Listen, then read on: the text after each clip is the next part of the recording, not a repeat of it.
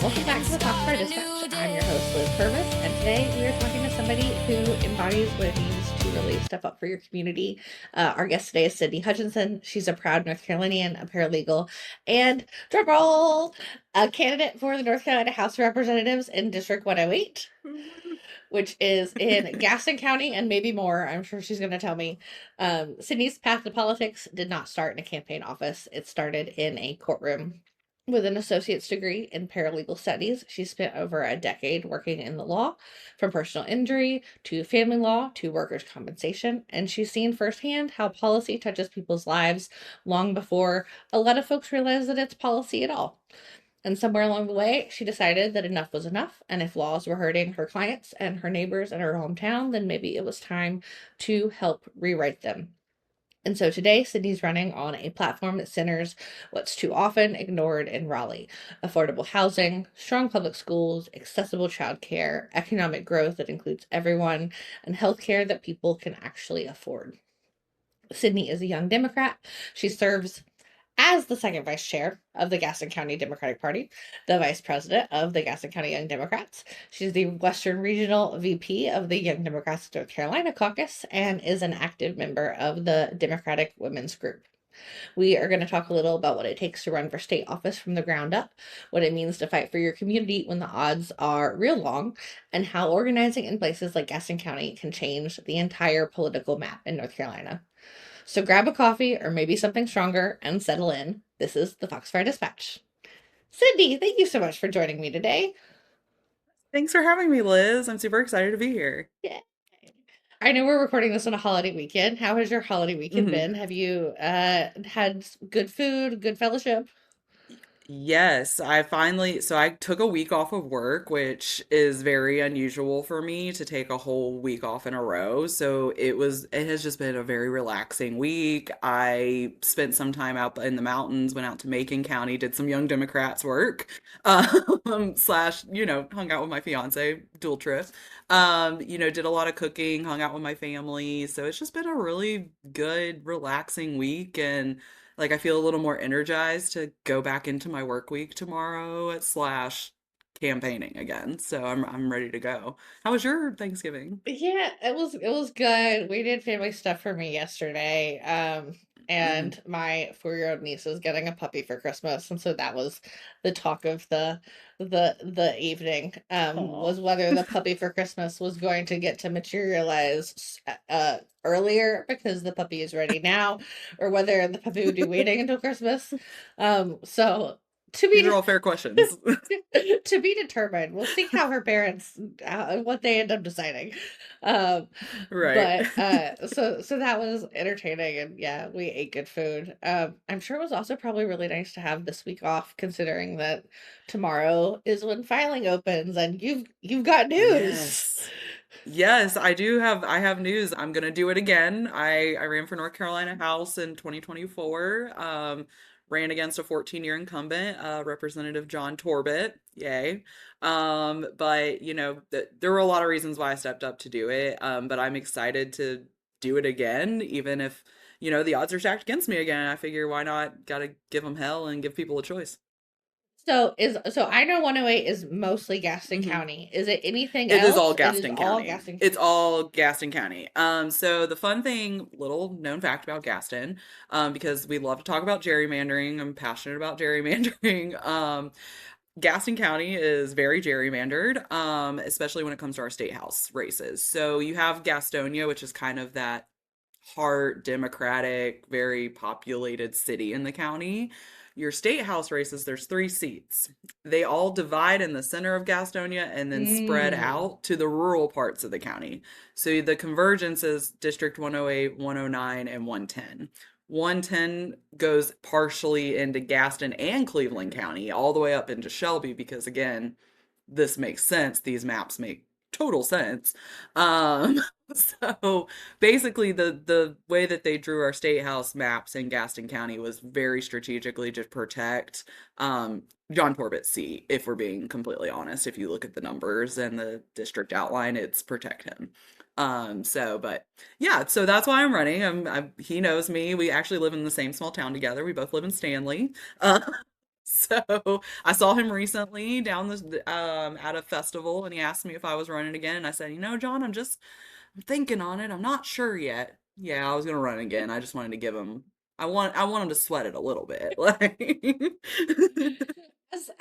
As he should, honestly, because we know Mhm. the Young Democrats like you and me. We put up a good fight when we put our minds to it for sure.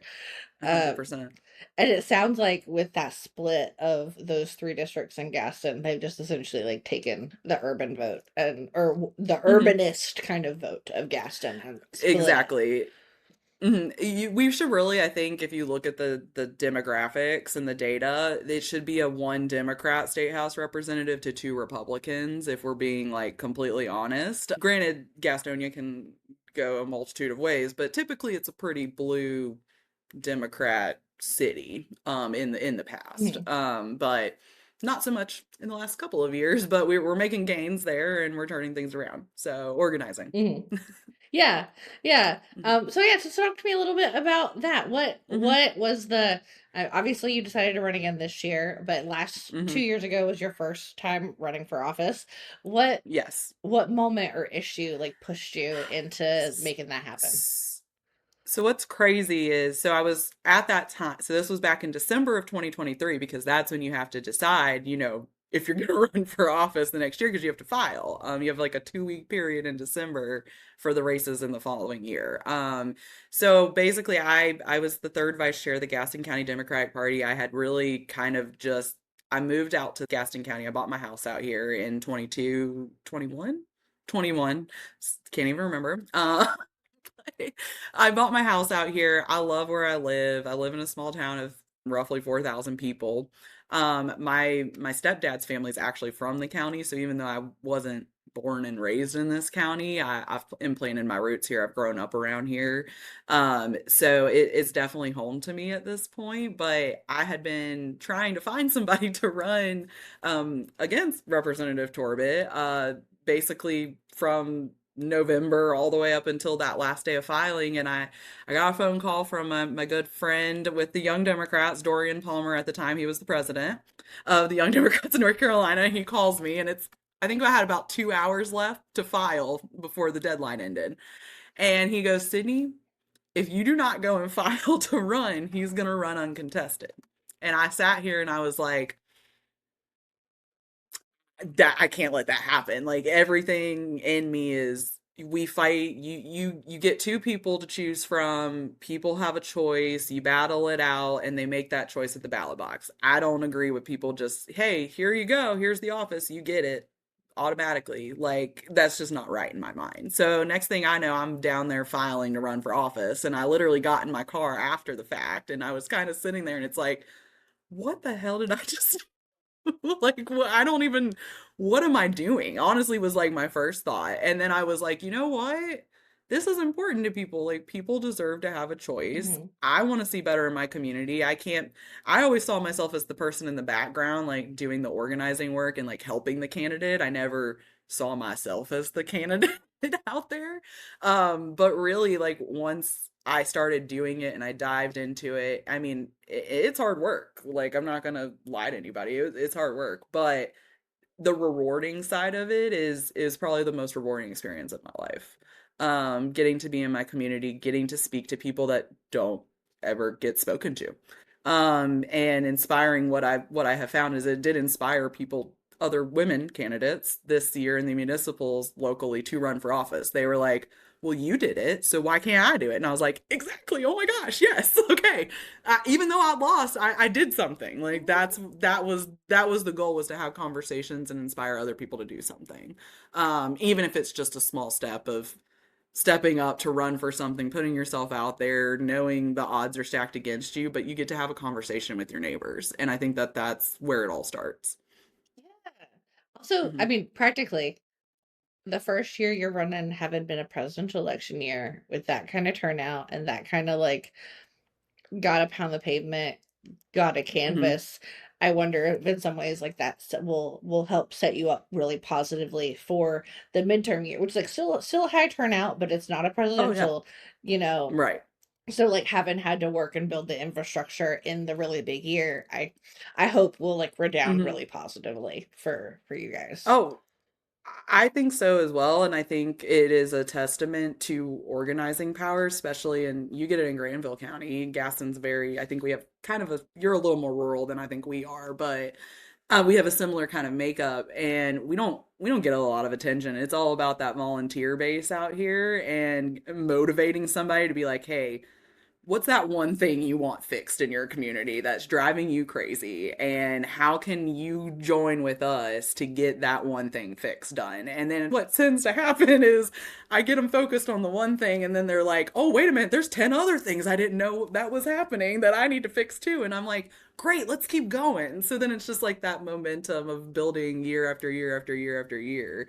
And it did work in 2024 because we were one of those few, I think we were one of 7 counties that actually shifted left based on the data, like by like Hmm. 2 percentage points, which is in Gaston County, that's unheard of, That's like huge. That's like way unheard different than like of. Buncombe shifting a little blue, which was one of the Right, other counties right. that did, right? Like, Exactly, exactly. I know a lot of the western counties did, but in Gaston, I couldn't when that number was presented back to us as like a sitting on the county party board, knowing the odds were stacked up against us, knowing all the groundwork we did out here and the organizing factor. And I mean that there's a lot of people to thank for that. It's not just the county party by any means, but it works. It works. I mean, 2 percentage points is huge for us. Like that was nothing to laugh at, balk at, and I think that did make some of the Gaston County Republican Party a little more nervous because their margins got a little closer.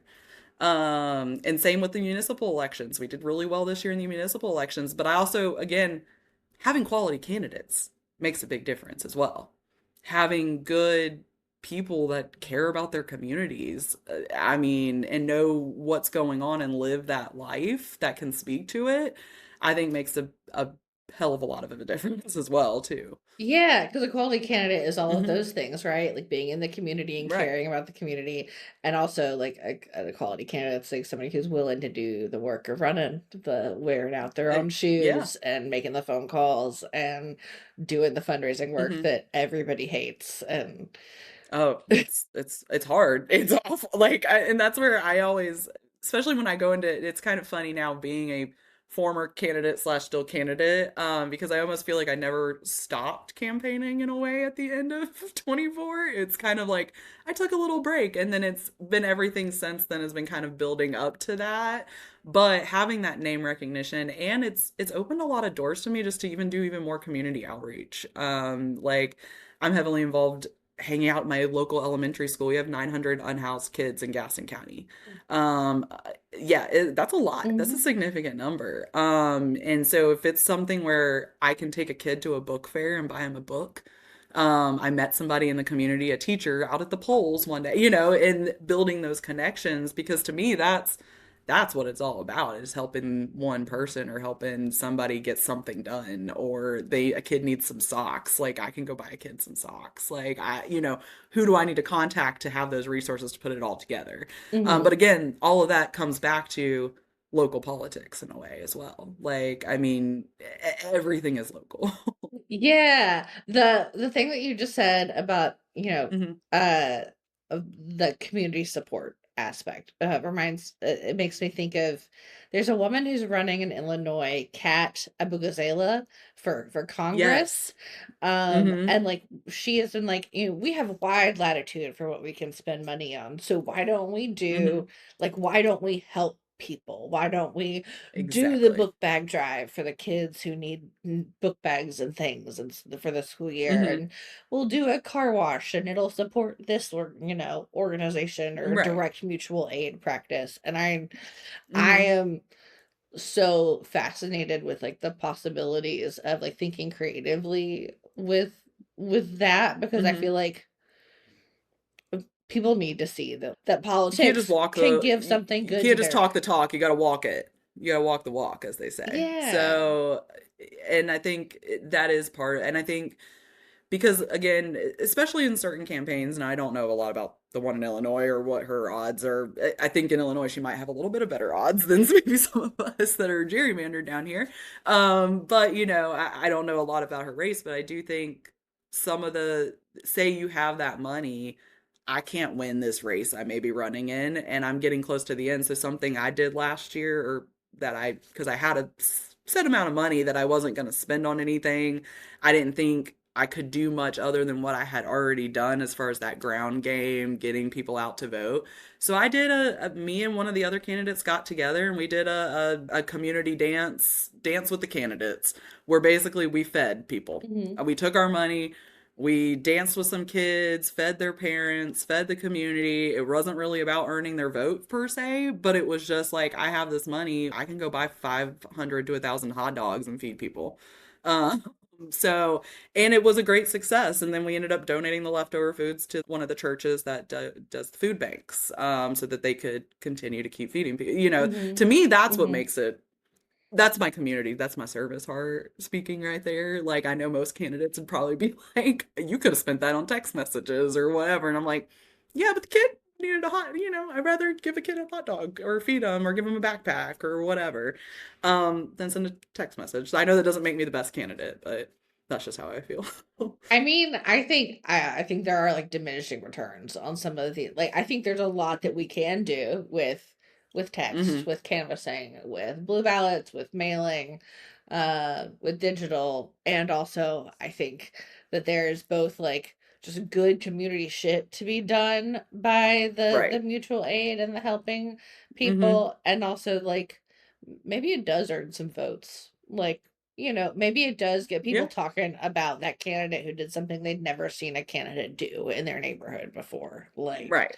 Right. um, And that's my whole thing, is just starting a conversation or letting them know who we are. Because I mean, one of the biggest things I got when I was out here knocking doors, was really, especially out here in like some of these rural towns like Stanley. I don't know if a Democrat's ever come out here and knocked doors before, but I knocked 3,000 doors of my neighbors because I'm like, well, this is where I live. Like, just because majority may be Republican doesn't mean I shouldn't go talk to them. So I went out and knocked doors, and the main thing I got, I didn't get hostility, I didn't get hate. It was, I've lived here for 30 years and nobody's ever come and knocked my door before, let alone the candidate, and let alone they shut up long enough and ask me what's going on in my life. Because that was the approach I took. I was like, I'm not, yeah, I am, I guess, doing part of this for me, because I always feel like I'm not doing this for me. There's nothing in it for me, but there is there something in certainly it for isn't me. It's a helping my paycheck community. or, There's not a paycheck. There's definitely not a paycheck in this, and it's definitely not, I don't get all my time back, but so I say I'm doing it for my community. So part of doing that was, hi, I go knock a door. Hi, I'm Sydnie Hutchinson. I'm the Democratic candidate running for North Carolina House, covers this district. What's going on in your life? What's important to you? What matters?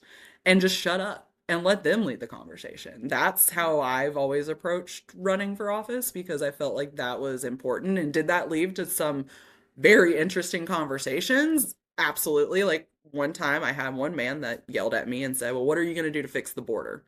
And I looked at him and I said, absolutely nothing. And he goes, well, you're a terrible politician. I go, no, sir, I'm an excellent politician. I'm running for North Carolina House of Representatives, you see a not border? Congress. What border? I mean, unless the South Carolinians are just invading Gaston County, that's the only border we got. It's like South Carolina border. Unless we're building a wall there, I don't really know. Like, but I was honest with him and I said, I'm not running for that office. The office I'm running for has no control over that. And if my opponent's telling you something different, you should go and look that up, because that's not right. And he sat there, and I'll never forget his face. He's just like, well, thank you for being honest with me. And I was like, you're welcome. And he's like, I might just vote for you. And I was like, well, thank you. If you have any other questions, reach out to me and I'd love to speak with you some more. And then we went about our day. But I mean, it's literally just combating misinformation and showing people I'm not the devil because I have a D next to my name. That's half of running for office, is that in a rural community. Hmm. Yeah. But yeah, but I love the conversations I have. It's great. Not all of them, but I do love most of them. what do you feel? Was there like an overwhelming message that you heard on the doors as you listened to people about what they wanted or what they Hmm. wanted, for their lives or It, resolved or affordability? affordability. Affordability, number one thing, that affordability and healthcare. Mm, That's the two things, especially out here, that I hear the most of. But I also think that's the two biggest points of that impact people. Because you shouldn't have to choose at the end of the day, am I going to afford to eat this week or am I going to go pick up my insulin medication because I can't afford to live without that medication? mm, And I see that as a paralegal dealing with that. And that's a direct intersection of how bad laws or bad regulations can impact everyday people's lives. It's a simple, so I deal with auto accidents. That's the main thing I deal with on a day-to-day basis. People that get injured, no fault of their own, driving down the road. Well, guess what? All of your insurance coverages, your rates, your policy limits, all of that's regulated via the insurance commission slash your legislator. So they're the ones making those laws. So there's a lot of hidden mechanisms to help the insurance companies versus helping the plaintiffs, the people that are hurt. And a lot of these people that get in these accidents don't have health insurance. They can't afford it. So they're looking at, you go into the hospital, say you have to have your leg amputated because you're getting a car accident. That happens. I wish I could sit here and say it doesn't, but it does. You have no health insurance. You're stuck in the hospital for 2 or 3 months. now you have You a six need figure, a seven prosthetic. figure, seven. I've seen $1 million hospital bill before with no health insurance. And I just sit there and there's nothing because my hands are tied by these laws, these regulations, how these insurance companies can operate. So, in North Carolina, up until this year, your minimum limits used to be $30,000 that you would have to carry on your insurance coverage. So if you hurt somebody, you get in a car accident and all you have is $30,000 and this person has $1 million in medical bills, the insurance company is going to give you the 30 and walk away and be like, well, we gave you what we had. That's all they purchased. There's nothing else we can do. Which, in fairness, there isn't because that's the way that the law's set up. Now it's raised up to 50, still not enough to protect yourself, just mind you. But again, the rates keep going up, so people can't afford to pay for that extra coverage either.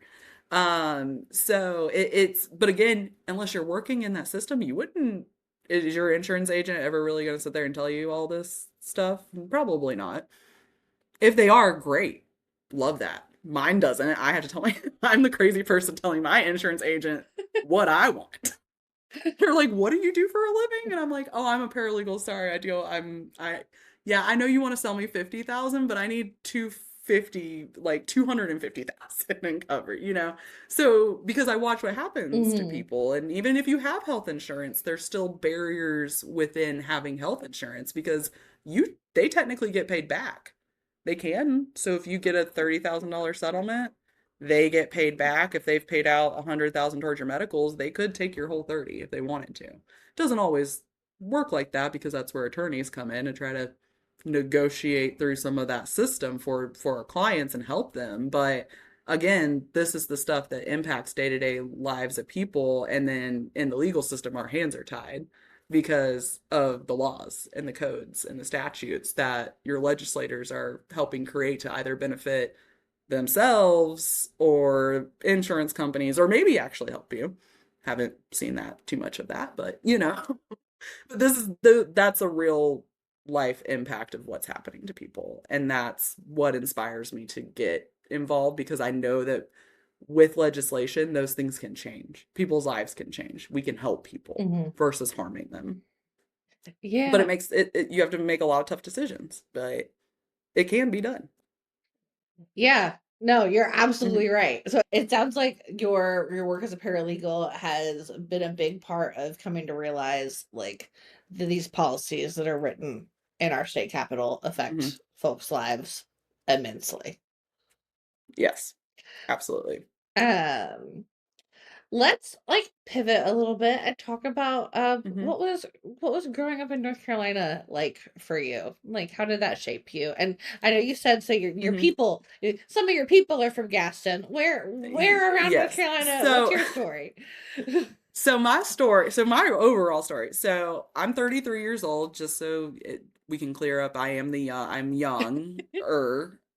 We're young. Because I Oh, always right. feel, 92, baby. yeah, We're not really yeah, young, we're or 92. but yeah, it's I still feel like I'm like 21 sometimes, like mentally, even though my body is like, no, Sydney, you're breaking down. Uh, but no, so kind of an interesting little background story. Basically, so my parents, I was born in Charlotte, North Carolina. My mom and my dad are both from North Carolina, born, raised here. My parents got divorced when I was one. Funny story, I don't mind sharing. My parents swapped partners. So my mom and my dad were married. My stepdad and my stepmom were married. They were all friends at some point. They all got divorced. I was the only kid in the mix of this. So my dad married my stepmom and my mom married my stepdad. fascinating. So yeah. So very interesting dynamic with your step parents being divorced partners themselves, let alone your parents, and then anyways, so that was kind of the dynamic I had to deal with growing up. My siblings are all half siblings. So with my dad and my stepmom, I have a sister and a brother. And then my dad, or my, see, I can't even say it right. Basically, I have three brothers and a sister. They're all younger than me. I'm the oldest in my family, and I'm the only one between my parents. But I love my parents. I had a loving childhood. They were as best as they can be. There were some hardships, the normal kind of divorce spouse issues. They don't love each other all the time. So that's a nice way to put it. But basically, so that kind of my grandparents, however, I will say they were all born North South Carolina for the most part. My grandfather, my mom's dad, my mom was actually adopted in the 60s. So I have a very big extended family because her biological family ended up finding her. Um, this could be a whole episode in of itself The on my Sydney family family tree and episode. the Sydney family tree. Like, I really should just draw this out for people because it's nutty. But basically, like, my mom's biological aunt married my dad's biological uncle, and they're from the same small town in South Carolina. But my parents met at an insurance convention, and this was before my mom's biological family found her. So the reason they were able to find my mom was because she had married my dad. And because of that weird, there is no incest. I've 100% have confirmed this. It's all marriage. Nothing, yeah. So, but really, I have like a cousin that I'm related to on my mom's side and my dad's side, if you want to get technical about it. Yeah. So that's like my weird family background, but my mom's father, her adopted father, my grandfather, his name was William Boffman. He was the Republican mayor of Marvin back in the 90s. He fought in Korea. He was an MP.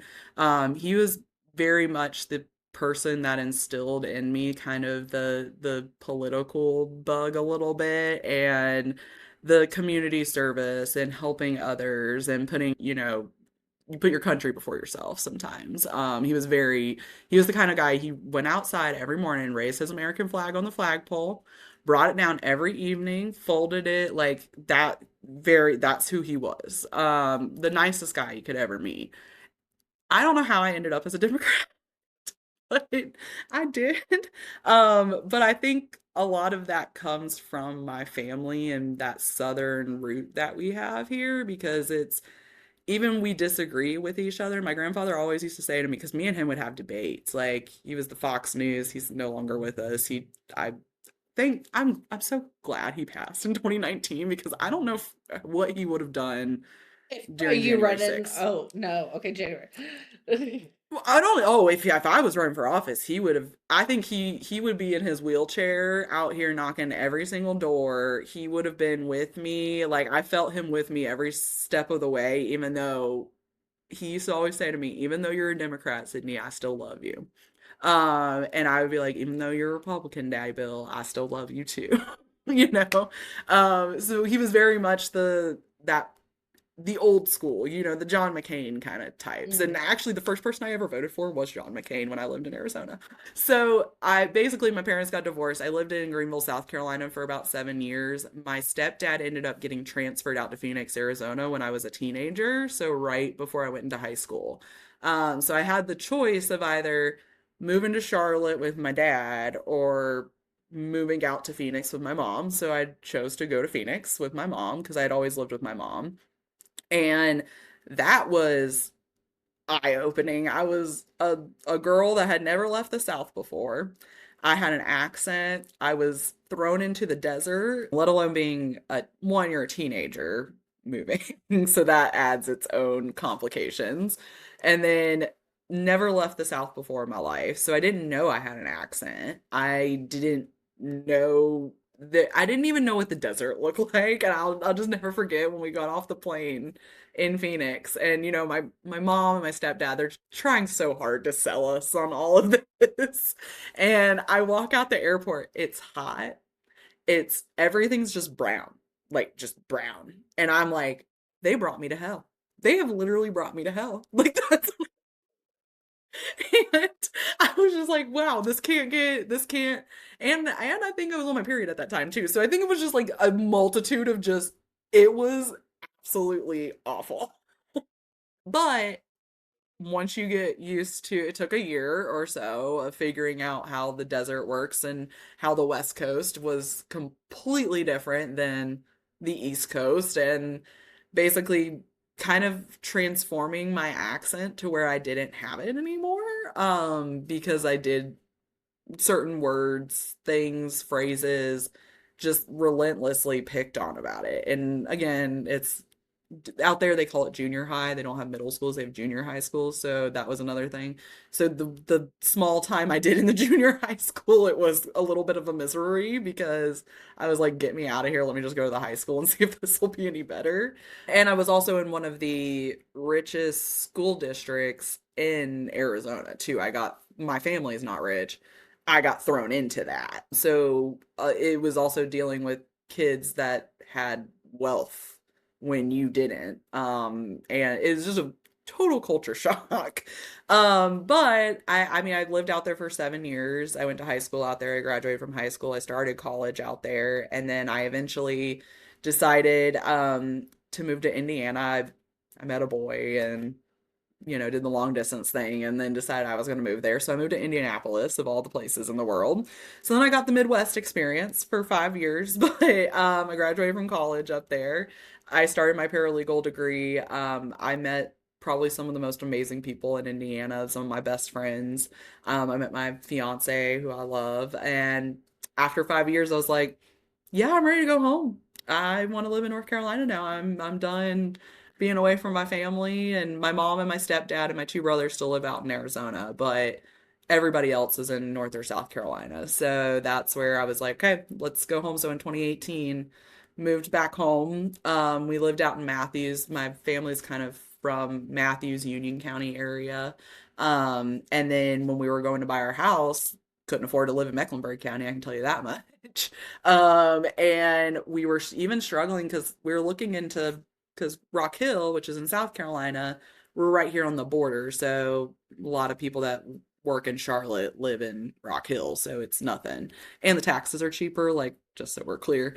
So I was looking over there too. But we were dealing with being outbidded by people that were moving from New York, New Jersey, from up north that were coming down here and paying cash. And I was getting to the point of feeling really defeated. And I was like, you know what? We're just gonna rent forever because I can't beat these people. And then my realtor ended up finding me this house out in Stanley, and I said, I'm not going to look at that house. It's too far away. And she was like, no, I'm telling you, just come and look at this house. So I drove out here, I fell in love, bought the house, and then fell in love with the county. And now well, I also have a 2% interest rate on my home, so I'm never leaving because I can't afford to.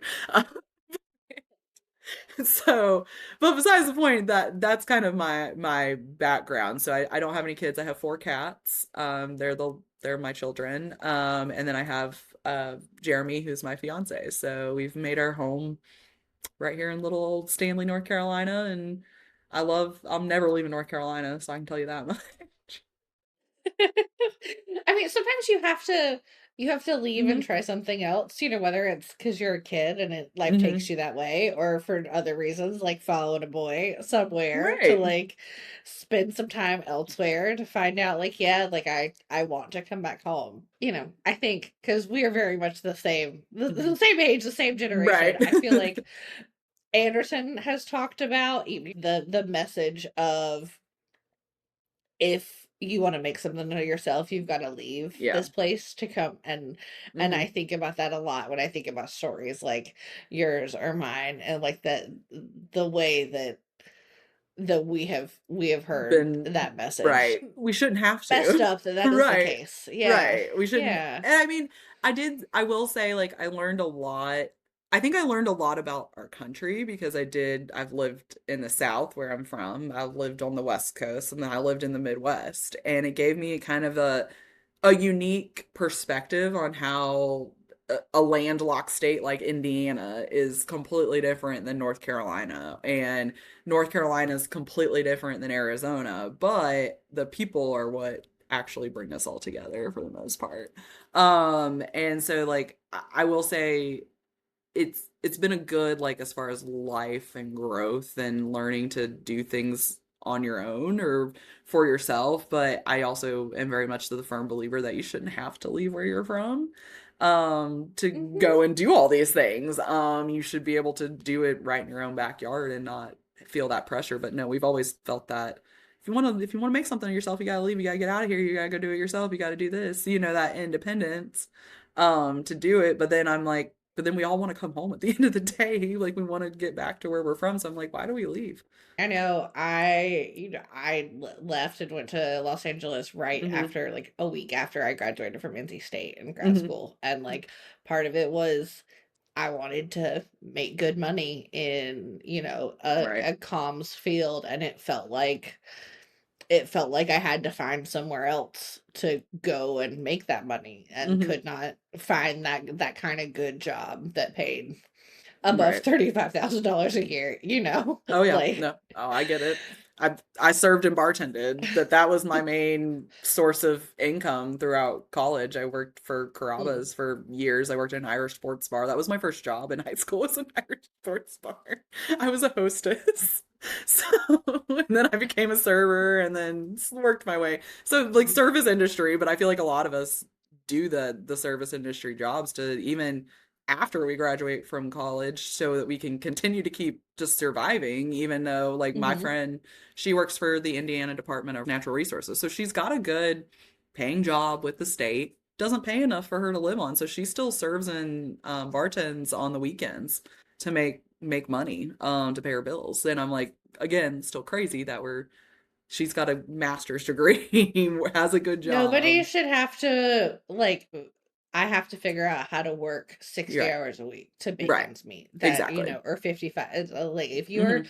over 40, and it is just crazy that we are having to pull it back down to 40. This is like a little bit of a tangent, but it is like Yeah. mind-boggling to me that we are trying to get back to, like, 40 hours a week is what it should take for Hmm. people, because the American dream of the 1950s was that uno person, single person in 4+ person household, works one job, and they have a mortgage and a car I and would groceries love, and bills. right. Like, Where is that? Like, or like my dad when he's like, I bought my first house for $50,000, so why can't you buy your first? I'm like, Dad, it's like trying to explain to a 65-year-old man why things are not the same as they were even in the 90s. Like, I you're mean, like, well, your buying power then. I don't know. yeah, Yeah. I'm also like, Yeah. Dad, you benefited from the system, is what I like to Mm. that his favorite president is Ronald Reagan, so I always say, well, Dad, you were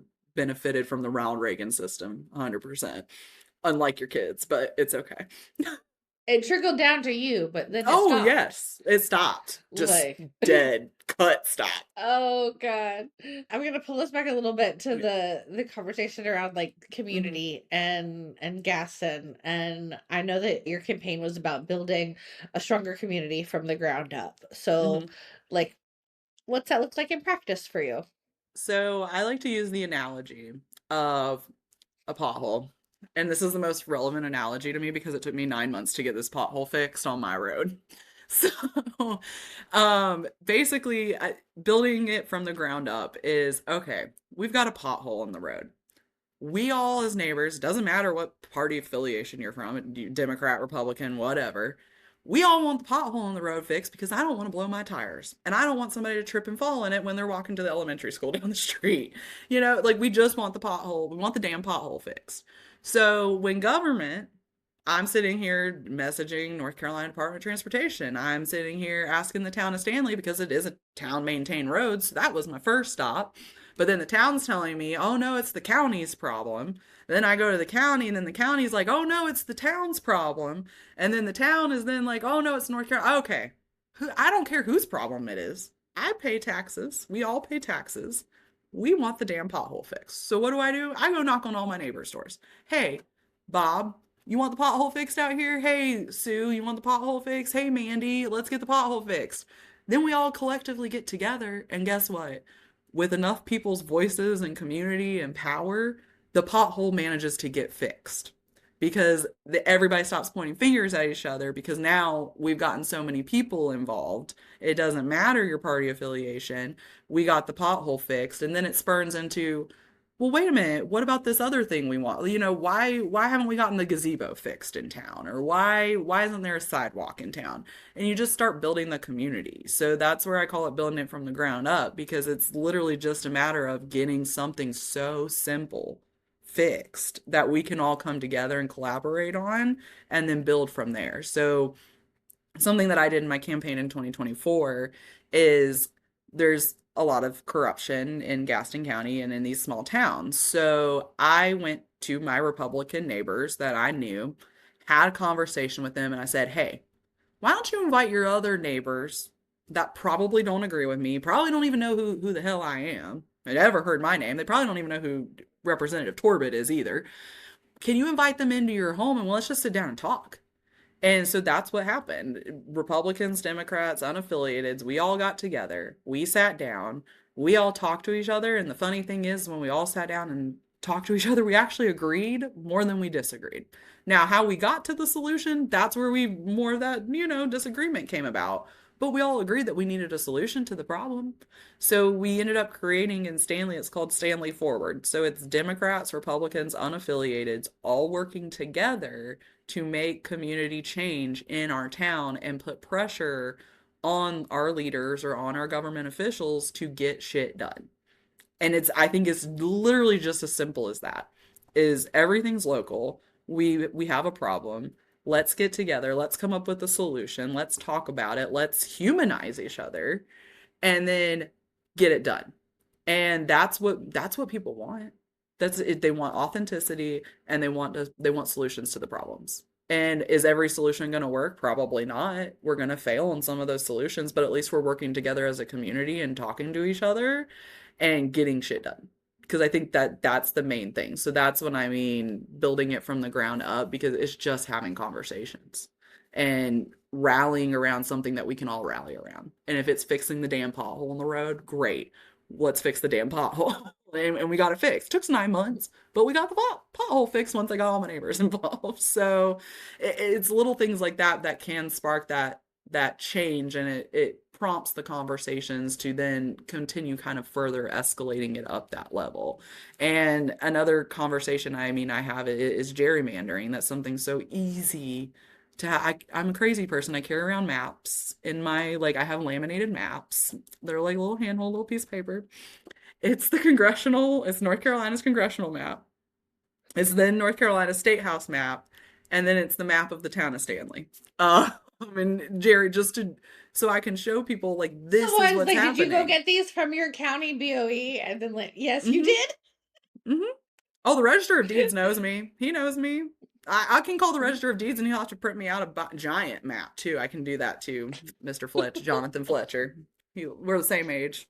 But but that's the thing, but it prompts conversations and you're humanizing each other to realize just because you're a Republican, just because you're a Democrat, just because you're whatever you want to be, does not mean that you're the devil. You're not a human being, and we all want a solution to a problem. So let's get it done and let's talk about it. And I think that it's everybody wants a seat at the table, and we've all got to agree to disagree, and then we're going to come back together and compromise somewhere. That's the way I look at solutions and problems in life. Like we just all got to sit down and talk about it. No, I mean that Hmm. seems reasonable. I also think like, it seems like Stanley the sound of Stanley Forward sounds like a community centric, like a Hmm. specific kind of like a down home chapter, but It this is is. very specific to Stanley. Hmm. And I have to think that there are, like, if it's just the Democratic Party in Gaston and Hmm. Stanley going after a certain issue, like, then you're gonna get X Right. reaction or could get X range of Right. reactions. But if it's the Democratic Party really cares about this important issue Hmm. of, fencing the children's playground so that they're Right. safe, yada, yada, yada, and your bipartisan, nonpartisan group Hmm. Stanley Forward is like, hey, this is really important to all of us. You get a different reaction Right. to that pressure from multiple entities. Right. Exactly. And it's not just one side playing the other. It's literally, here's the problem. We both know it's a problem. Let's address it. Like, let's put the pressure where the pressure needs to be. And we meet and they come to our Democratic meetings. Some of the Republicans come to the Democratic Stanley little precinct meetings. And I think that that's progress. Like I'm the type of person where it's like I think we've been programmed for a while now to kind of look at each other as like you're a Republican, oh my gosh, or you're a Democrat, oh screw you, like you're the devil. And I'm like, no, like we've got to like talk to each other. Like that's, but I also want to show where the difference in policies and the difference of how we do this is political in a way on your party. Hmm. But if we don't have any Democrats in Gaston County to show that we have a difference in policy or that our solutions might be better than the 30 years of Republican policies they've gotten, we're not going to get anywhere. And in order to get Democrats elected, we've got to talk to people that may not vote for us right off the bat and show Hmm. them a different way. And I think that that has worked in some regards in this county. Hmm. Completely in the weeds Hmm. question. When like knocking doors for your campaign, are you Hmm. I knock every door because I want to talk to everybody, or are you it's a strategic with support and it's just wider, it's not as narrow as like So maybe some people would.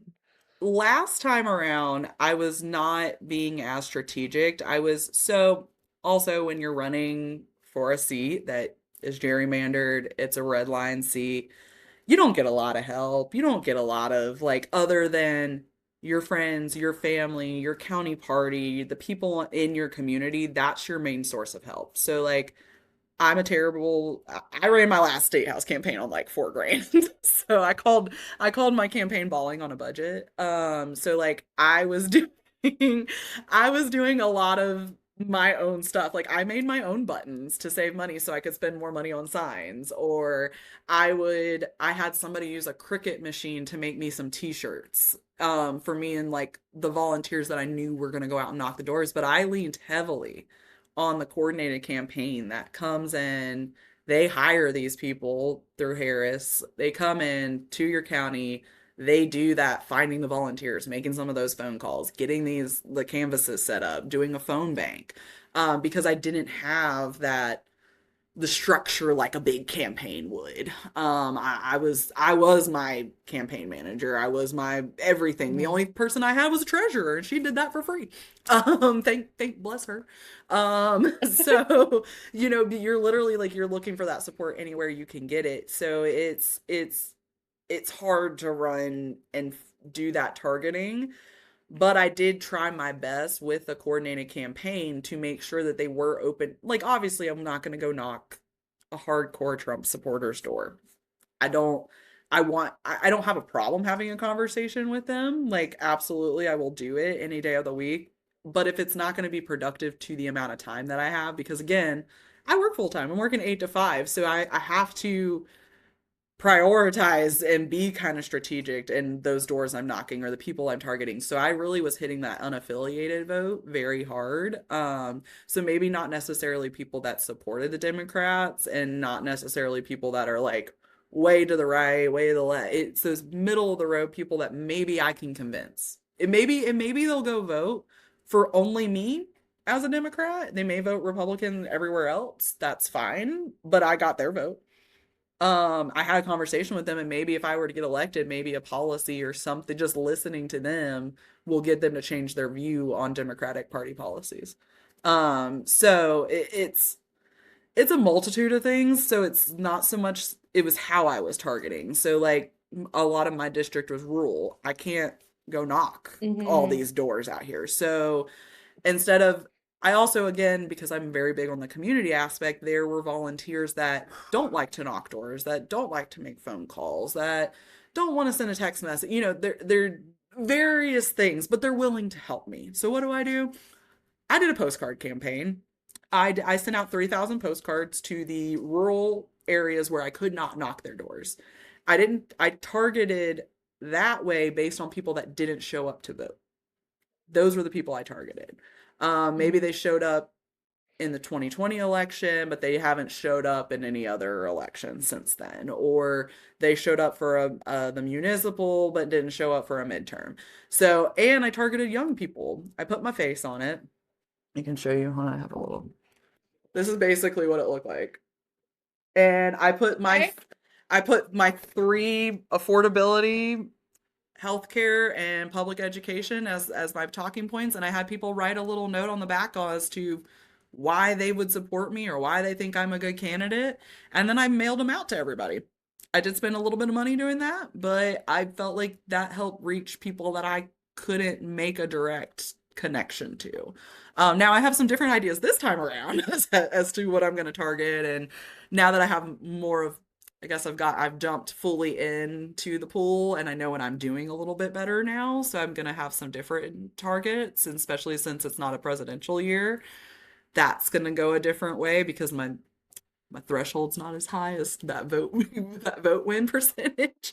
So I'm gonna probably do some more of the texting aspects this time than I utilized last time. But again, I'm very much as far as I want my campaign to be community based because I want people to feel like they have a vested interest in why they're trying to help me get elected and what I can do to possibly help them. So that's where I did do some of that postcard, which I know a lot of some people But gave me that hate. sounds like strategic postcarding. Like, I will hate on postcards. I Yes. fully will hate on postcards.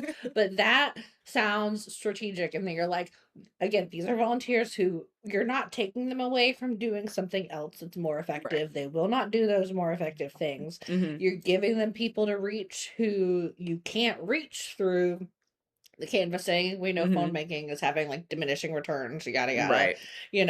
so like that strategy of like locals reaching out to other locals within the Hmm. community like feels like that makes a lot of sense Hmm. to me as like if you're gonna do postcarding, here's a great way to do it for Okay. sure.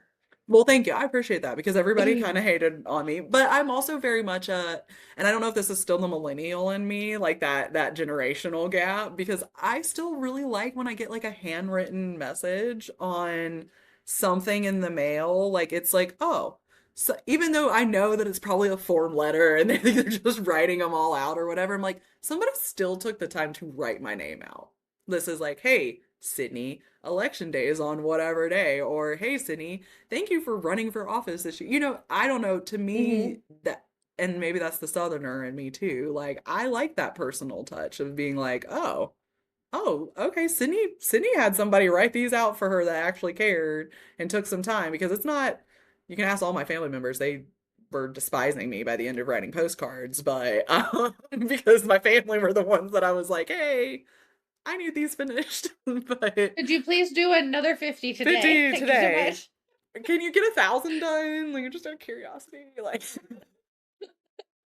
But Oh, it was ways for people that maybe aren't in Gaston County that support me, that can't vote for me or can't be in this county to help me do something that I thought could maybe make a little bit of a difference in those rural areas.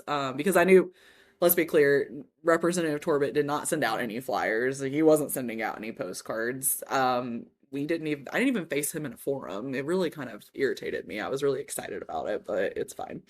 Uh, I got to face Representative Loftus, who I wasn't running against. He's just a district over. So that was fun. But it's still, I want to be able to have that me and him on a stage where people can see, okay, here's the question. It's not even a debate. I don't even need a debate. Like, here's the question, here's my response, here's his response, just so you can see the counter difference. But Mhm. he doesn't have to do that. So So he just opts out. yeah, And all the time. well, I hope that Mhm. he feels the pressure enough the next year that he shows up, whether Mhm. that's like your local community groups, putting it on, or his own party, or like what the fuck ever. Right. I hope. We'll see. We'll see. I'm not holding my breath. So he loves those That business total association meetings though. Loves those business ones that are always hold during the middle of the day for working people like myself can't go to those. But he'll always be at those.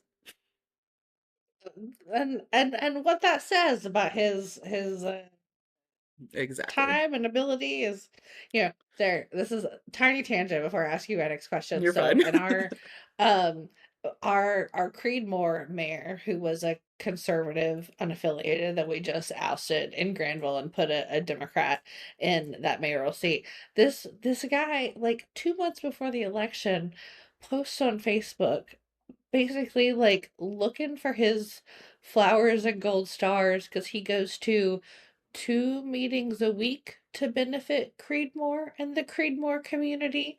And I was just like, I'm sorry, this man wants to be mayor again. And he's like, look at me, look at me. I went to 2 meetings this week to help Right. my city. I'm like, come on, man. I think Congratulations. like, Like that's bare I know. minimum.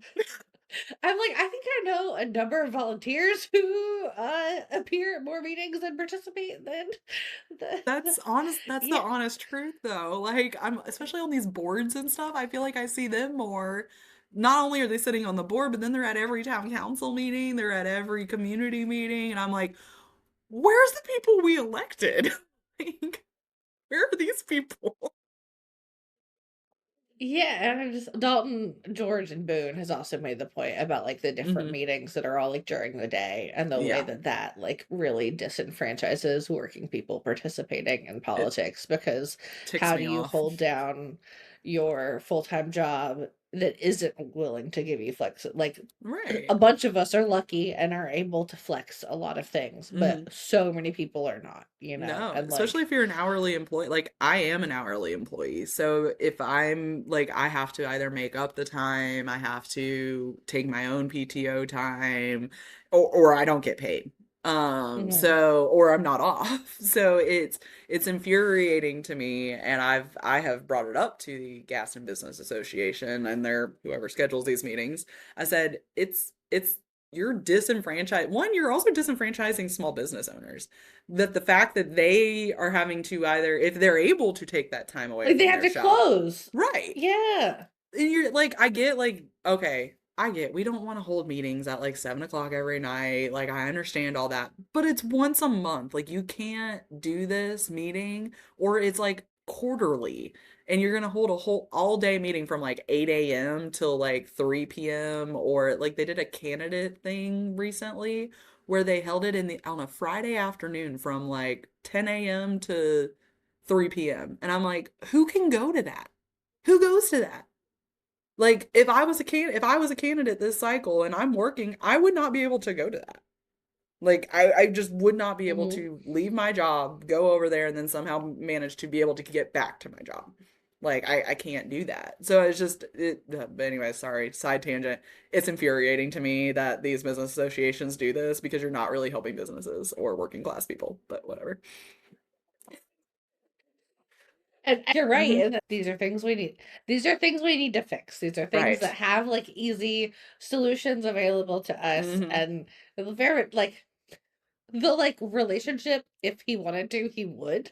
Like Right. phrases coming up, like Yeah. if they wanted to, they would make this Yeah. more accessible, but they don't want They to, don't want which to. means we need to put pressure on in order Hmm. to affect that change. Exactly. Okay, so this kind of goes back to your opponent and the perception of this being, a very Hmm. gerrymandered, a safer red seat. It Hmm. seems like Gaston has been a solidly red county for years. Is that accurate? Like what's your makeup of your registration and how does that Um, go? so we have been a solidly red county for, gosh, I want to say like 40 something years. Like, and it's always, yeah, like red. Like, when I mean red, I mean from your towns, your boards, your county commissioners, your state house representative, your congressional rep. We were, actually, I'll take that back. We did have Jeff Jackson for a whole 2 years. It didn't even seem that long. Because they love, we're one of those, our congressional district has been changed, I want to say 3 or 4 times in the last 5 years or something at this point. Mhm. I honestly, frankly, shocked that they didn't figure out how to re-gerrymander the 14th again. Because they love to do that one. But I guess they really want Tim Moore to hang out, in that seat forever.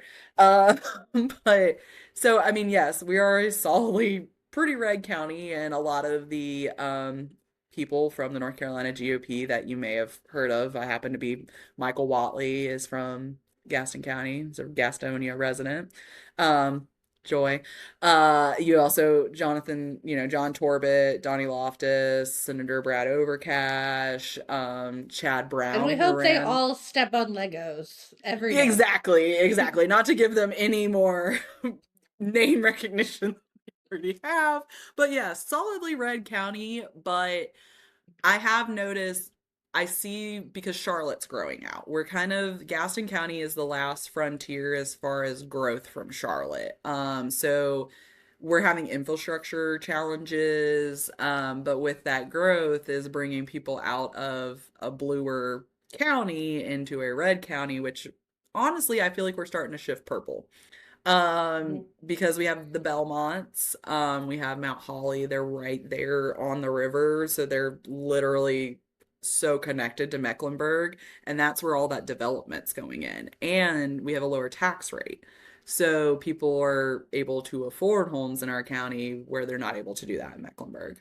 But again, with that comes all these challenges, and a lot of the people that are moving kind of out of Mecklenburg are seeing, well, wait, like why does this person do all of this, or why are they getting paid that much, and but we don't have a sidewalk in town? Like, people are putting pieces together. And what is always funny to me is, especially when I'm out working on behalf of the Democratic Party, not myself, the Democratic Party, I get a lot of, well, the Democrats are in charge, so I don't know why you're out here knocking my door telling me about whatever. And I'm like, well, no, they're not in charge in this county.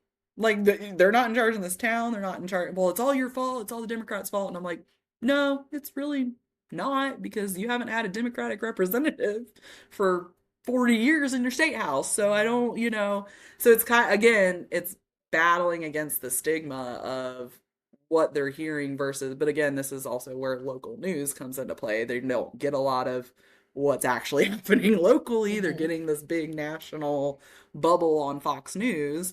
And I mean, Democrat, like, I will admit, we're probably also to blame on our side. I mean, we get in our bubbles of news informational on a national level too. Like, I've caught myself doing it. But I always try to make sure I try to bring that national news. How is it going to impact something locally? So, like, when federal grants were getting cut, Gaston County was one of the counties during Helene. Obviously, nothing as bad as more out west North Carolina, but we were a disaster declaration county. It was bad here. We lost, a lot of people lost their homes. One of the projects that we needed fixed was to basically prevent a subdivision from flooding. So there was a grant that we were awarded, a federal grant. It it went away. So now basically the project to keep this neighborhood from flooding is no longer going forward because we don't have the money, because we got the grant pulled, because that was the money to That was fix. how it was going to get funded, was through the grant. Yes. Yeah. But so people were pissed about it, and I'm like, that's Republican leadership. That That's no you're Democrat did that to you. no Not a damn Democrat, one. not one. We Like, gave, actually, a Democrat helps you get that grant. Jeff Jackson helped get that grant for you. And then now it's gone, and there's literally nothing we can do unless you go start harassing Representative Moore to try to do something. Good luck. So I see the demographics are shifting. We're in I call it the long-term game, is what I like to remind people out here, because especially some of the newer residents moving into Gaston County, they're very like, I don't understand why it's this way, and why it doesn't have to be this way, and da da da. I'm like, I get it, but we're playing a long game. It's just like gerrymandering on the state level. We're playing a long game here. We're playing the 2030 game, you know? So it's the same way out in these rural counties, but you've got to keep having the conversations and keep the momentum going, and try not to. There are days though, like where I have conversations with other Democrats and they're like, I'm just discouraged, and this is never going to get any better, and people aren't listening, and they don't understand like how this is negatively impacting them, and I'm like, just keep having the conversation. I know it's hard. Like, just keep having the conversation. Like, it's gonna eventually, it's gonna register for when something. And I hate to be this way, but it almost takes a personal impact or happening to somebody else for it to then register. Unfortunately, I see that a lot you're too. like, you don't want to wish harm or pain on people, and then also you're seeing that like harm or pain, Is direct impact, or to someone you is the love. Like, wake up that's how call. people are seeing Hmm. yeah, those wake up calls. Absolutely. Yeah. So I think we have a bad reputation in Gaston County, but we're a beautiful county. We've got two rivers. We have the Catawba River, we have the South Fork River, we have Crowder's Mountain. You can go hike up to the top of the mountain. We have Spencer Mountain. We're actually a very like diverse nature kind of county. We've got a lot of hiking. So I think we are written off a little bit. People don't pay us a lot of attention out here, but I do think the work that the community and the Democratic Party is doing out here is making an impact. And I'm hopeful in the next, I call it the 5 year game. I'm thinking the next 5 years, I think Gaston can very much be a purple county.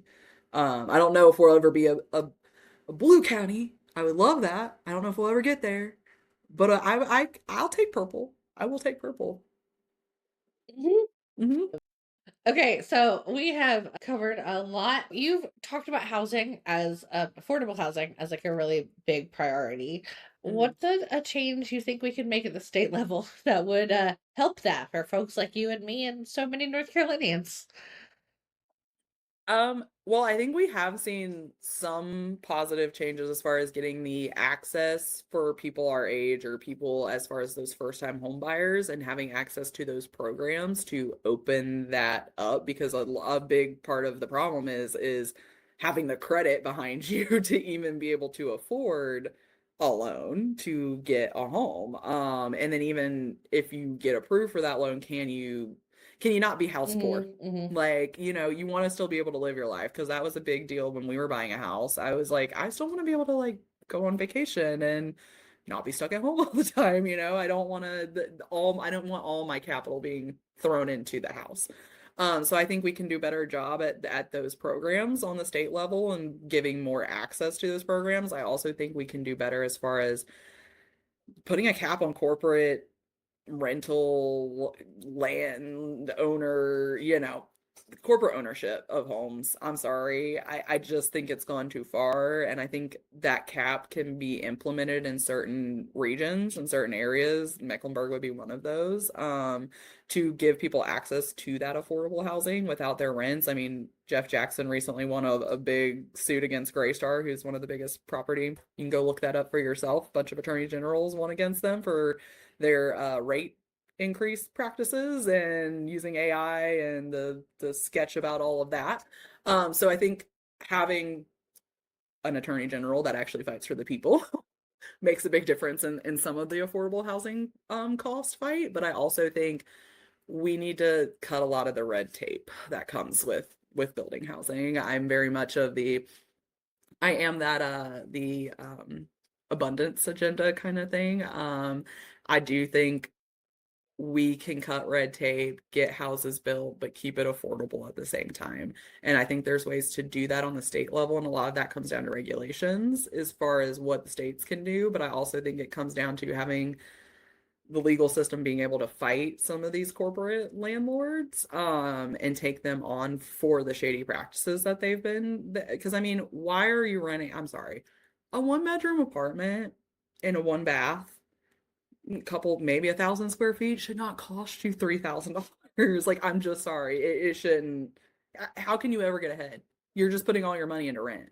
Like, I mean, it makes absolutely no sense. So I believe cutting some of the red tape at the state level and those regulations, fighting back against some of the corporate land ownership, putting caps on that. I think a lot of that will have a positive impact into, I think we still are going to have an issue. Like, let's be clear, I don't think I have a perfect solution, but I think we talk to everybody that is invested in this. I call it the subject matter experts that are doing this day in, day out. It's just like, if I had a question about, I don't know, my toenail falling off, I'm gonna go ask a doctor.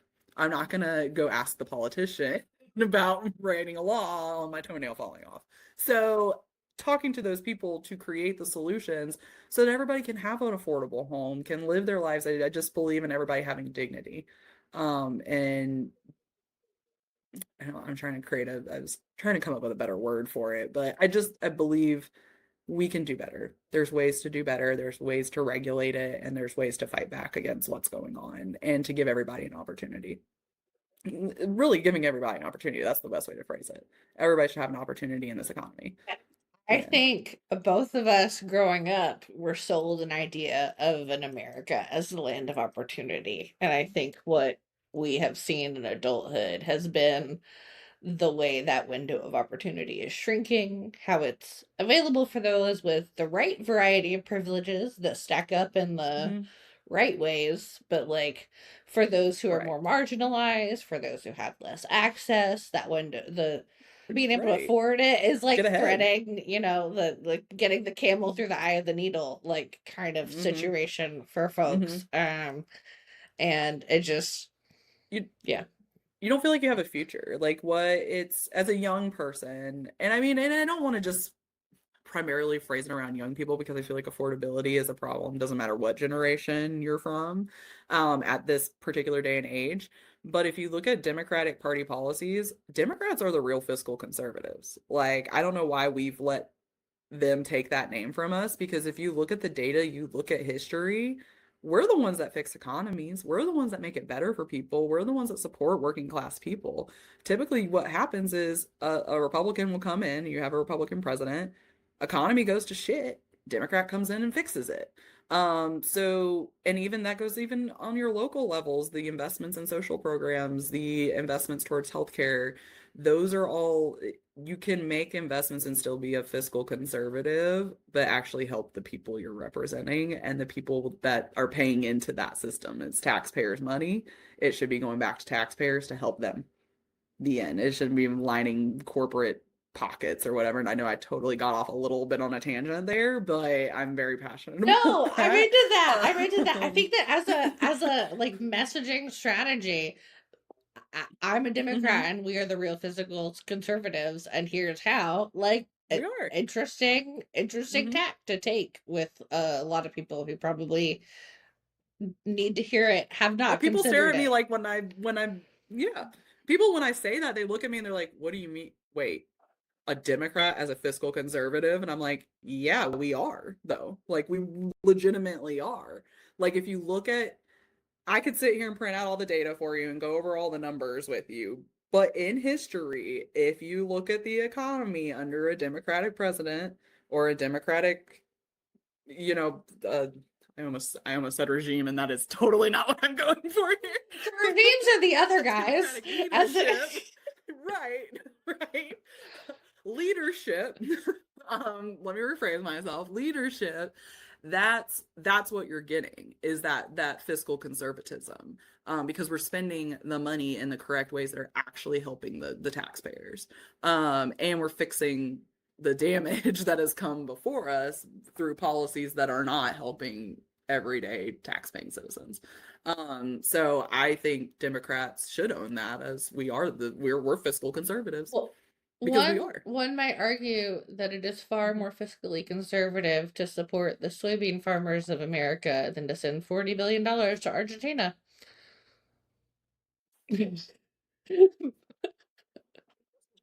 Wait, are you speaking common sense? Okay.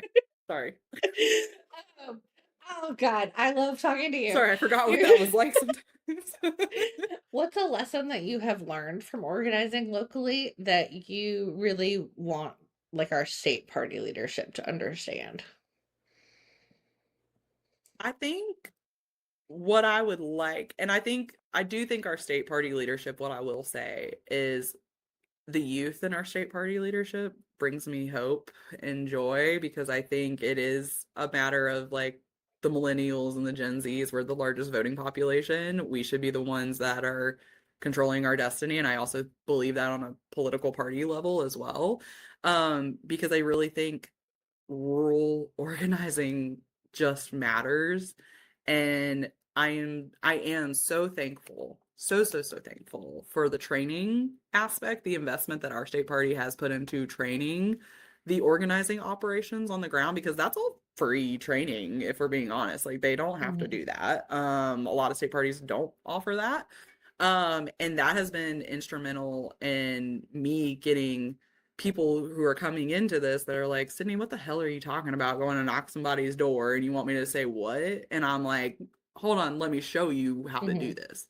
And then that we've just got to invest in these rural communities, and we've got to invest in talking to working class people, and not shying away from hard conversations. And I think it is hard to put yourself in a position where you are on the offensive, and you're in an environment where they're not probably looking favorable on your views. But what I will say, Anderson Clayton, our state party chair, she is fantastic at having that voice and being in those spaces. And I love to see her do that, because I do think that that gives us a representation that we just care about people. We care about your community. We care that if your town has 500 people or if it has 1 million people. We care about, can you get to and from your job safely? Can you afford your medicine? Can you afford your groceries? Like, I just invest in these rural communities. We matter. We're important. People live here. We're the heartbeat and soul of this state, is our rural communities. Not to I love my Mecklenburg. I love Raleigh. I love Charlotte. I love you guys. But where we win is in these rural counties, in these communities. And if we can't get in here and we can't change people's minds, we can't show them what our policies can do to help them, what are we doing this for? So from an organizing standpoint, I just want to see the continued investment in rural communities, in these rural races that we run out here, even if we're running to lose, invest in us. Because you don't know what the fuck can Mhm. happen. Give us a little bit of power, give us a little bit of those resources, and sometimes it's not even financial resources. It's send me some people. Like, I just need boots on the ground. Like, you can't always get that. You can't always get your 10 people to go out and canvas, Get on 10 a in rural North Saturday out Carolina here. is Right. hard. It's hard. It's really, really hard. So it's like, if some people from Mecklenburg, I'm not trying to steal their people, but if you can give me like 2 people from Mecklenburg, or hey, you got somebody that doesn't have a race going on wherever they live, send them to me. Like, we'll put them to use. But it's just consistently investing and consistently organizing in these rural counties is what it's going to take to win, and what it's going to take to change people's minds. And that's my number one message, is just get involved and do, if it's a couple hours a week or if it's an hour a week, just do something. And just keep, I hope to see that maintaining the investment in our counties, especially these rural counties. That's what I want to see. I I hear that. I would Mhm. definitely agree with you that, like, that is a huge part of what is needed. Like, first of all, we can win in a lot of these places. But even in the places where Mhm. we can't, if we the Democrats can lose by less, then we can win Right. statewide more often. And I feel Exactly. like that combined with like one of the things that we've been hearing around the gerrymandering at the national level is the like, well, Hmm. when they really jerry rig it and really, really try to, surgically slice it, what they can also do is kind of fuck themselves up a little bit. And that makes, Hmm. and what I mean by that for to not completely inside baseball with you and forget that there are other people listening to this, Right. but like Republicans gerrymandering the maps in Texas by trying to draw less competitive Texas Hmm. maps for themselves are actually, some people think, drawing more competitive maps, things that if a different group of the electorate deigns to show out, like Hmm.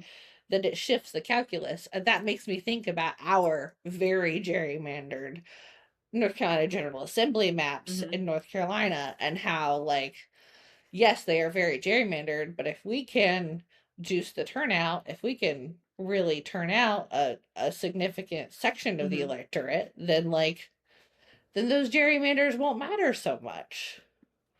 Exactly. And honestly, gerrymandering pisses people the fuck off. Like it doesn't matter what political party you are from. That's why I carry around these laminated maps with me because it's a very basic and it's not to me it's almost it is a political issue, but it's not really a political issue. It's just as simple as do you think this is fair or not? Like how would you to me it's okay, we're playing a game. I like football. Okay? We're playing football and you're going to change the rules of the game halfway through. Okay. Well, that's going to piss a lot of people off. And then those people are going to, in a year later, have to come back and say, well, you pissed me off because I've realized, Sydney over here showed me these crazy gerrymandered maps.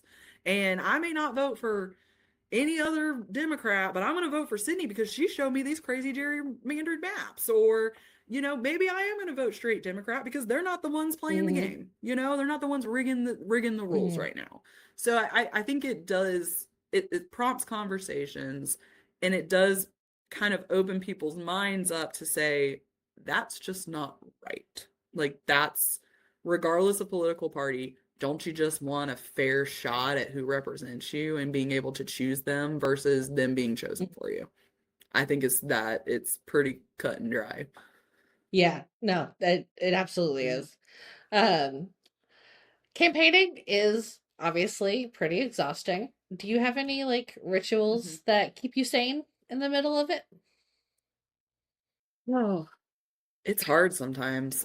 So in 24, one of my rituals, because again, I work full time. So Monday through Friday, 8 to 5, I drive 45 minutes to Charlotte, drive home. I get one day a week from that I get to work from home. So I don't have a lot of luxury in that regard. So something I always did for myself, Sunday afternoons, if not Sunday all day, I would take that day off. That was my, and I know again, a lot of people hated on me for this because I should be fundraising or I should be doing whatever.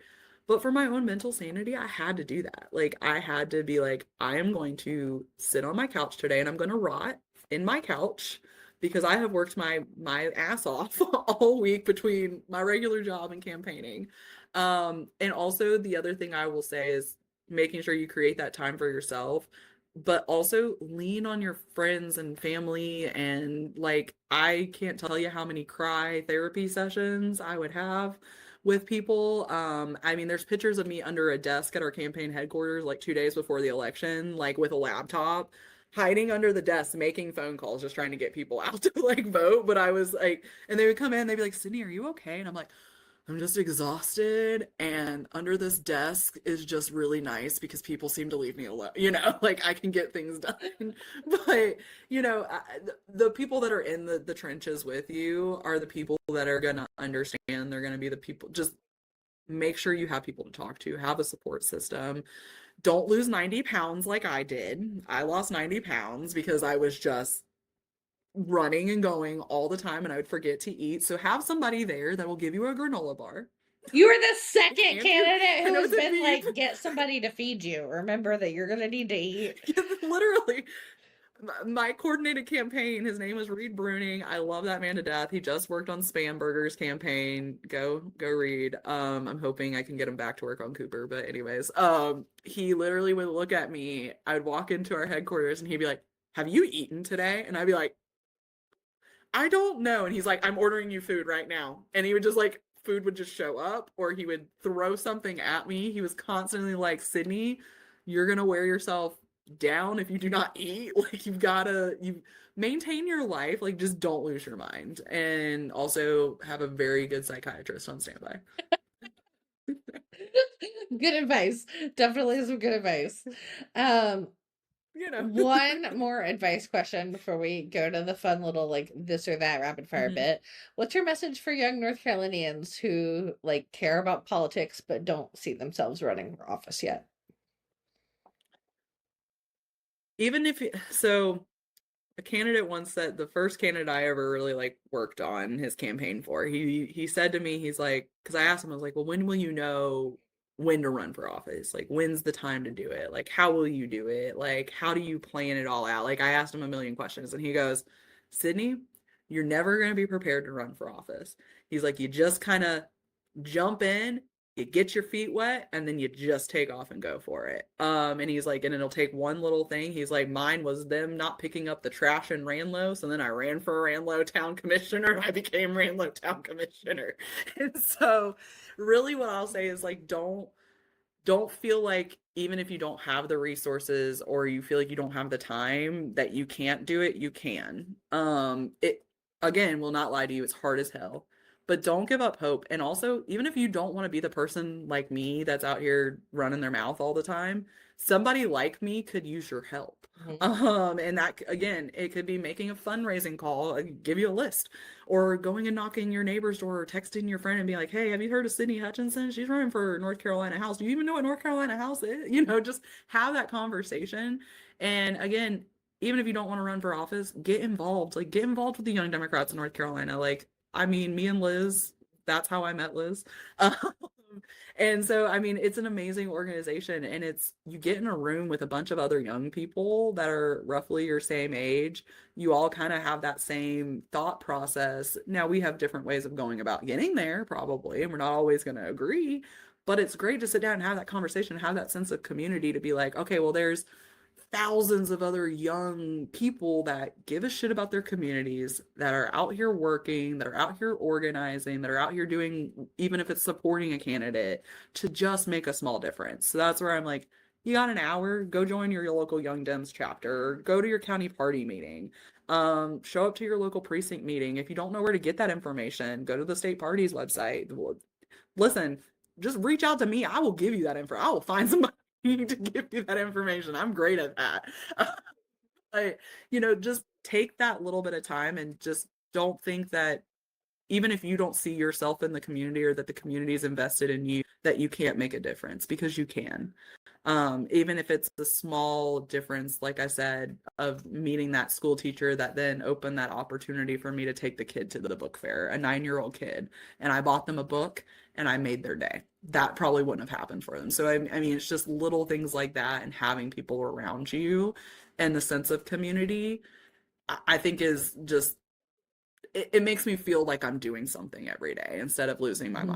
mind. Because if I wasn't involved, and if I wasn't active, and if I wasn't taking the time to invest in my community, I'd probably be sitting on my couch like, my God, like losing my mind. And I can't do that. So my method of, get involved, just get involved, volunteer a little bit of your time. And it doesn't have to be a lot. And for the love of God, please go vote. Like, that's my number one thing. Just please, please, please go vote.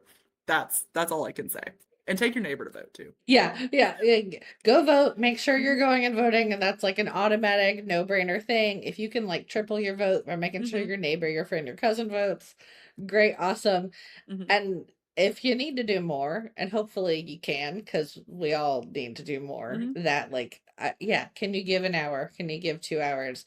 But like, I I am so with you in the like this time that we give while hard, while crazy making.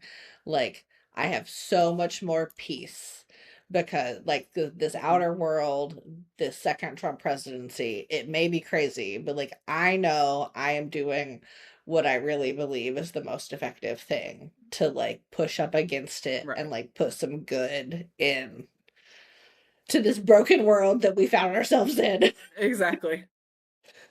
It's like a little bit of empathy and compassion goes a long way, and you don't know the difference you can make in somebody's day by just showing a little bit of kindness or giving a shit about what they're going through. And that's something I try to remind myself every day, even when Hmm. I'm like really frustrated. Because I do my job is helping people through difficult times in their lives. Somebody's losing their leg, again, through no fault of their own, that's mentally devastating, it's physically damaging, financially damaging. So it's just having that little bit of, hey Bob, how you doing today? Like, how's everything going? I think that goes a long way in building a sense of community, and it makes you feel good. Like if you want to do something that just makes you feel good, just volunteer your time for an hour of doing something. Yeah. Volunteer your time, be a nice person while you're doing it. You'll be surprised by how much it's And good for you too. right, exactly. And go vote. And go vote. You'll only hear it 3,672 more times between now and Times. March 3rd. Right. Like, Vote. oh, It's just permanent I reminder know. all the I time. I love. I also love campaign signs that like have that aspect on them, like telling you to vote, telling you what the Hmm. date is. I think that's such a cool. Yeah, I think that's Hmm. such a. That's another. I also went with. I hate. So this is another. Sydney's a weird candidate. I hate red, white, and blue signs. I don't think you stand out. I think you just look like every other candidate. So that's where I was like, I'm going with pink and blue because one, I want people to know I'm a woman. Two, I'm gonna stand out just a little bit different in the sea of blue and red and white signs. So I always say do some fun, like have fun with it. Like draw, make yourself noticeable too. Like see my buttons. Yeah. I made these, yeah. Balling on the budget for I everything. maintain that like the red, white, and blue sign is like cool. What do you stand for? What do you stand for? How do I know? Because why you all you've Mhm. told me is you don't know how to use color theory effectively, or you're being a sneaky bitch.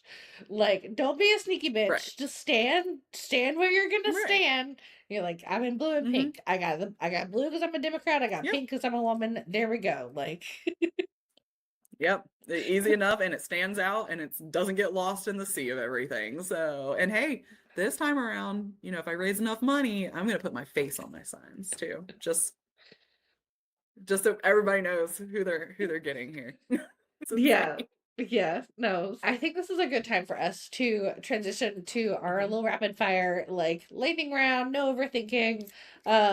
This Okay, or that. You ready? All I'm right. ready. How you feel about mountains or coast? Ooh, right now I'm in a mountains mood. I feel peace. I feel peaceful. You can't really see it, but like my backyard's kind of like the mountains in a way. Like I have a nice like forest on a hill. So yeah, mountains. You're right. And I'm not saying that because I'm the Western like organizer or anything for Young Duns. I like the Okay. mountains. I'm with the Blue Ridge Mountains in particular are like some special Hmm. mountains. So, uh, God's country, man. while you're in God's country, are you drinking cheer wine or sweet tea? Yeah. Ooh, I had both this weekend because I was in Salisbury. So it's like when I'm in Salisbury, I feel like I have to get cheer wine, because that's where it was, made. But I guess on a regular basis, sweet tea. Mhm. Boiled peanuts. Are you yes, please, or no? Oh, boiled. Yes, 100%. I love boiled peanuts. I've made my own boiled. I have straight cut over 4 lanes of traffic in South Carolina to pull over on the side of the road to get boiled peanuts. And my husband, he is constantly like, Sydney, this is insane. He's from the Midwest and he does not understand a boiled peanut. Like, nobody does. But I can eat them all day, every day. It's like my favorite snack. Okay. Barbecue style, Eastern or Lexington, or like East or West? Well, I'm gonna go with Lexington. Um, yeah, Lexington. Because it's vinegar, right?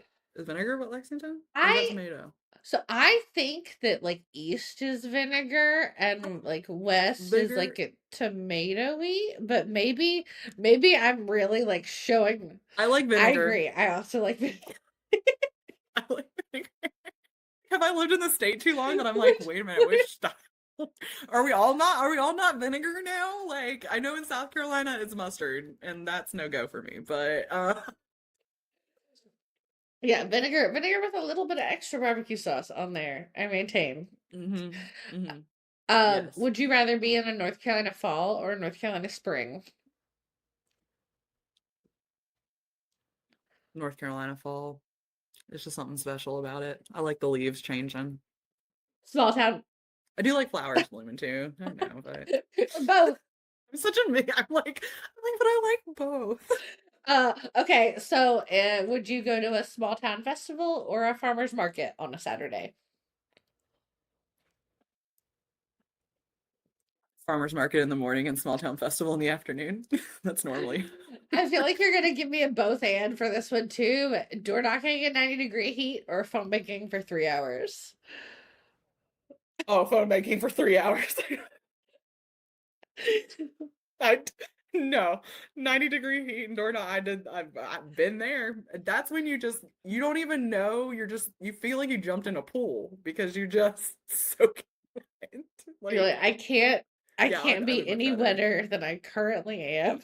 Like, No, I'm like at one point last year, it was so hot one weekend. I went to shake somebody's hand and I almost just felt I went to like wipe my hand off, but then I was like, oh no, that's worse. Like so then I'm like, I'm sorry. Like, should I even shake your hand? Like, I don't bring even back the know. elbows. Yeah, like fist bump. Um, But no, I would take the phone banking for 3 hours in the air conditioning, 100%. debate night or town hall? Ooh.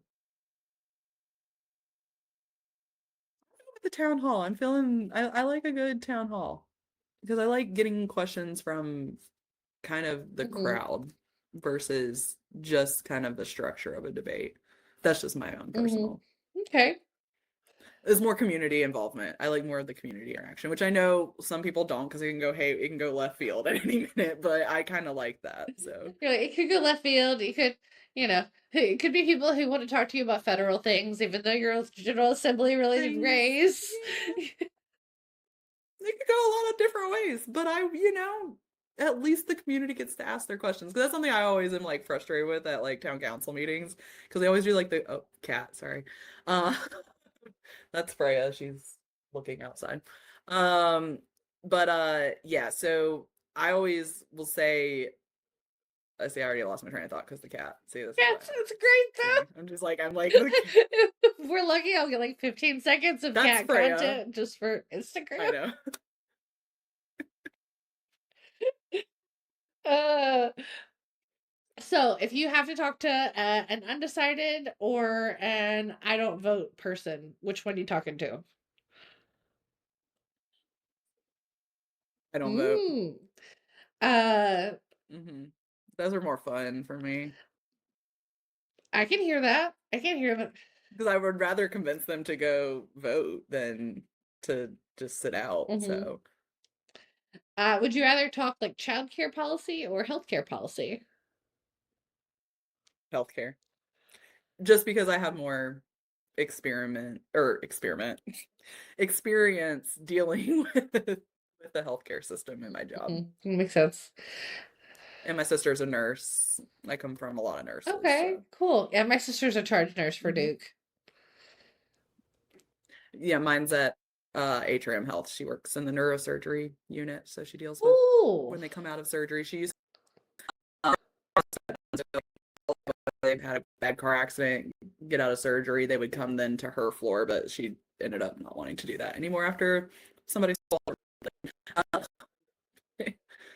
Yeah, the nurse stories are crazy.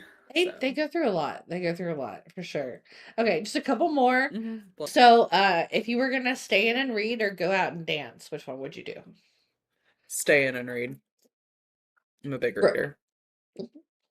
Uh, ooh, okay. So uh Onyx Storm or um the series that's not as good that I'm blanking on, Court of Thorns and Thorn and Roses. Rose. I was wondering if that was the one you were gonna go with. So my coworker has just told me about Onyx Storm, and I have to read. I haven't read it yet, so I don't feel like it's a good judge, but I do like the Court of Thorn and Roses. So, If you but like I that, you will also love Fourth Wing and the okay, Onyx Storm series. okay. I'll have to get. I'll get that one then. Now that you've convinced me. There we go. Because that's how I decompress is I read. I try not to, I actually don't read a lot of like I do read nonfiction, but I really do read a lot of like romance and just have something that's completely out there that's different than the everyday. No, hey, it's a little bit of brain rot, but it's like a fun. Hmm. It's a it's fun I and it's love a good smut harmless. novel. I mean, I love a good just I like it. I'm sorry. It's just doesn't mean much, but it gets me back to level.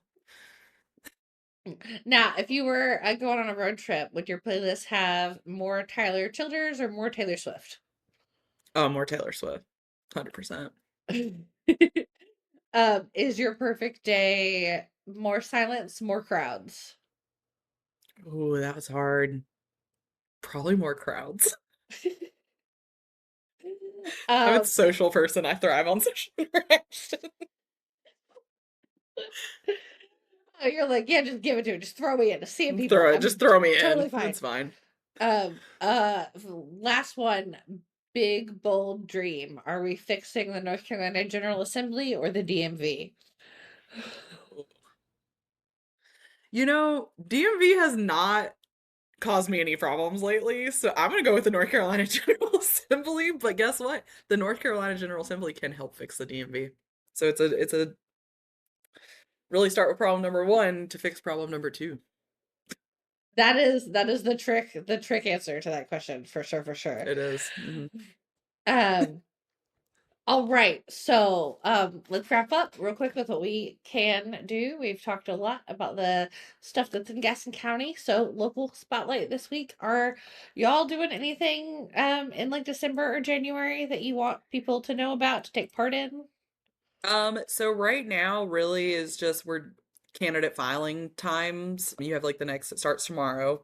So we'll be dealing with a lot of candidates just filing to run for office for next year. Well, I don't know. We normally meet once a month on the third Tuesday of every month. Typically December is kind of our break time, where we call it our holiday break. So we probably won't have a lot going on, but January follow us on the social medias and everywhere that you can follow the Gaston County Democratic Party because we'll be right back kicking ass again. Heck yeah. Heck yeah. Yeah, I know. I'm also trying to be like, break, because I'm going to ask a lot of you guys come middle of Right. January. So break now. We're having a break. Everybody enjoy your time off. Please rest assured that this is a break and you're coming back and you're not forgetting Back in about our January. January meeting. And we'll Yeah. probably have a fundraiser, so get ready. Oh, so thank you. Thank you so much for joining me for this Thank episode. you. I'm so glad you're gonna stick around and co-host another episode with us. So we're gonna keep recording. But just to do our little outro. Thank you for joining us for this episode of the Foxfire Dispatch. If today's discussion lit a spark, please help us fan the flame by sharing the episode or sending us your stories or subscribing wherever you listen. We would be especially thrilled if you would subscribe to us on YouTube. We put out episodes on Fridays, and you can find us on Instagram, YouTube, and Blue Sky at the Foxfire Dispatch, and on TikTok and Twitter, aka The Bad Place, at Foxfire Dispatch.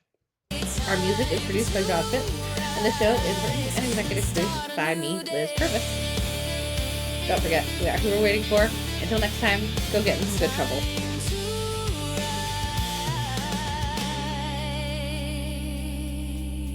And start a new day.